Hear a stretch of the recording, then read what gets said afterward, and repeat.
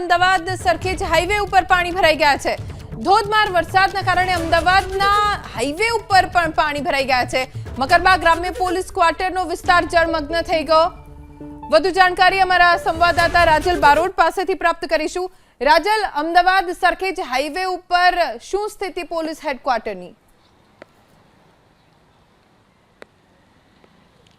ધ્વની, આ Makarba police headquarters છે કે જ્યાં આગળ પાણી ભરાયા છે। ખાસ કરીને જ્યારે વરસાદ વધુ હતો એ સમયે અહીંયા જે ગટરના પાણી હતા તે બેક મારી રહ્યા હતા અને હાલ અત્યારે આપ રસ્તા ઉપર જોઈ શકો છો કે અહીંયા આગળ પાણી ભરાયા છે।